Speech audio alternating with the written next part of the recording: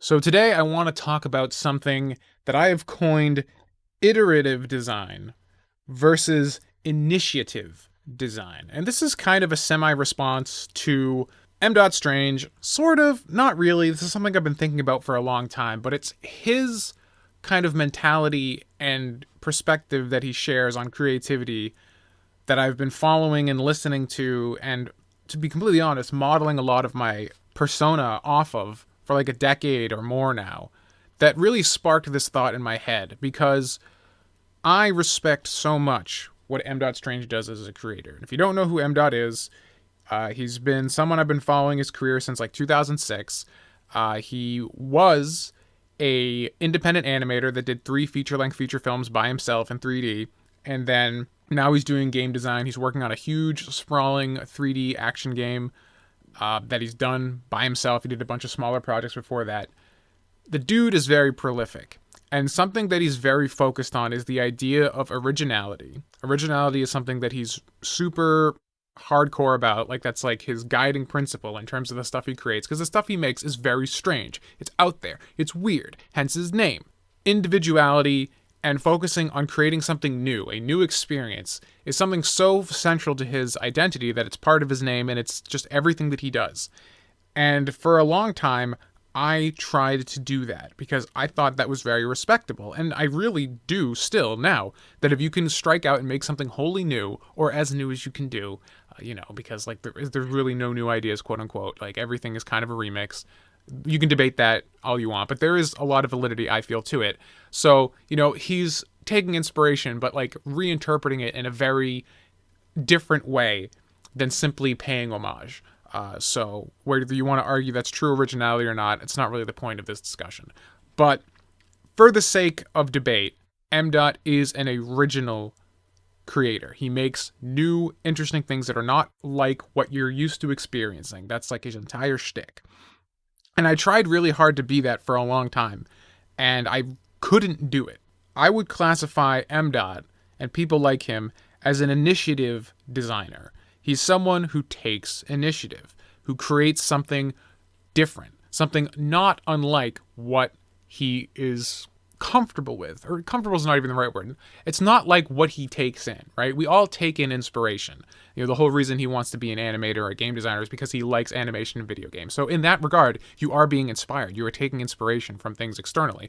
But it is not about giving back exactly what you're taking in. You are trying to do something different with it, right? You're trying to leave your own unique mark on the medium that you're working in. That is an initiative designer. Initially, I was going to call this an inventive designer, but I felt like having inventive designer versus iterative designer felt like very much setting like good and bad tones, where I don't think either of these are bad, because I would consider myself an iterative designer. And what an iterative designer does is they take in their inspirations. They know already exactly what they like, right? It's not about creating something different that hasn't been seen before. It's about leaving your mark and putting your twist on what already exists. And that's very much where I fall as a creator. I am much more interested in doing much more direct homages, because M. has this whole thing where, like, if you're not being what I would call an initiative designer, you're doing art wrong, and very much chastises the industry in general for not being more initiative. But I think that the reason most of the industry is not initiative is that most creators aren't initiative creators. They're iterative creators. I forgot to mute my other computer. I'm an idiot. But I'm using RTX voice right now, so maybe that didn't even get picked up. I guess we'll find out in the recording. But I tried really hard for years to be an initiative designer, to try and make something wholly unique, or as much as a human can. And I failed continually, because that's just not how my creativity works. I don't think that's how most people's creativity works. I think most people are iterative designers. If you're being creative, you directly take in inspiration and you want to put that back out. Like, I want to make a character action game like Devil May Cry.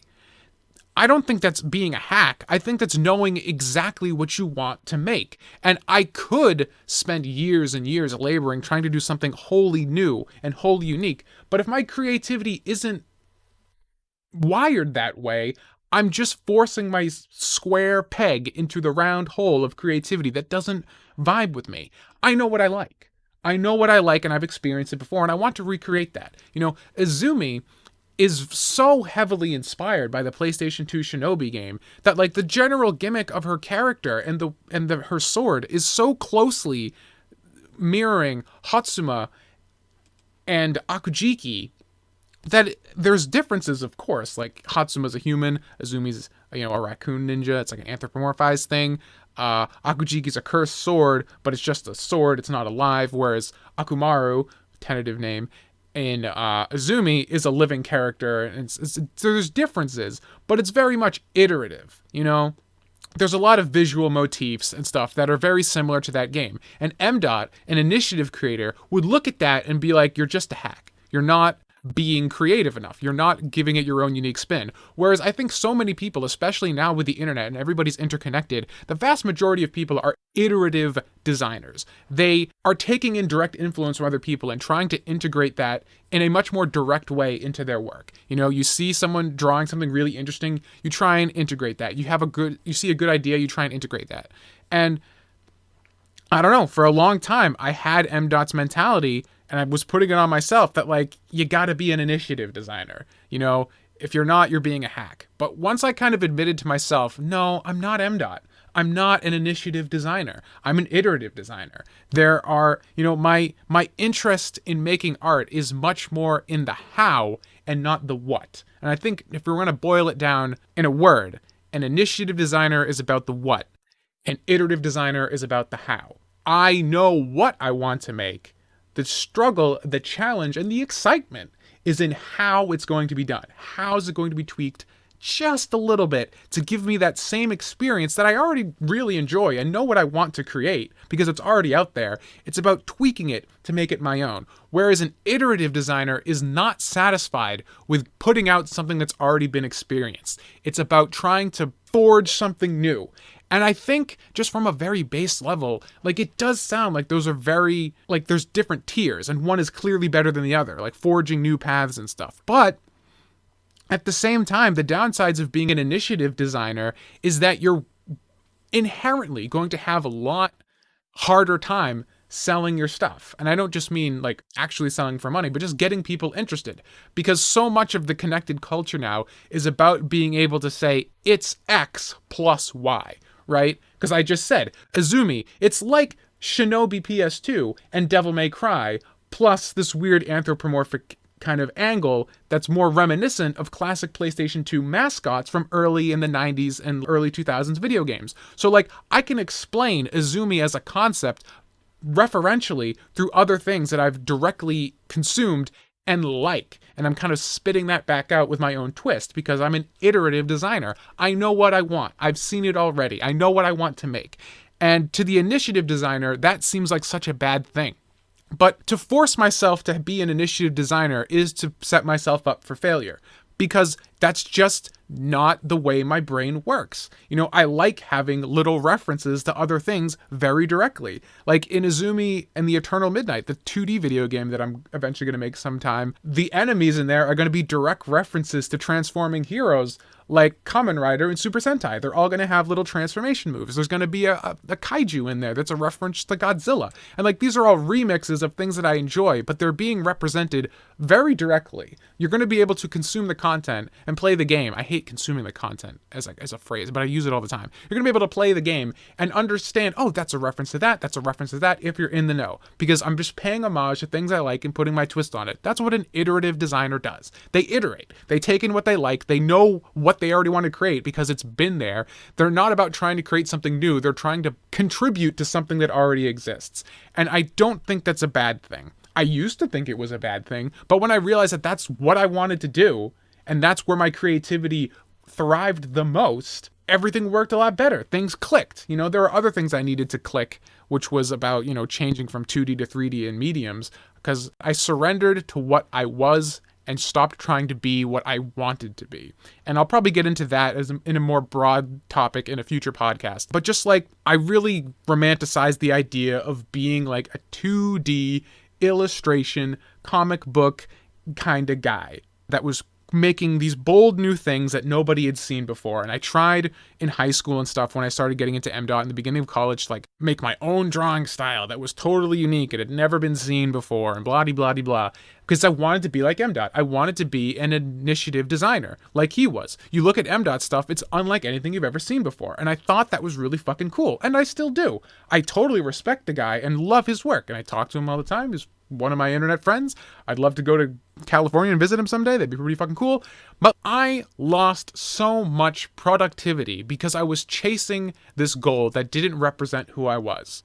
I already knew what my aesthetic was. I like the cel-shaded aesthetic. Like, I like traditional kind of anime, bold line art, cartoons kind of stuff. Like Studio Trigger, I jones on that shit. I really like that aesthetic. And so I can try and reinvent the wheel and make something new and unique that's never been seen before. But like, I already know what direction my creative North Star is. It's something that already exists. That's the goal. That's what I like.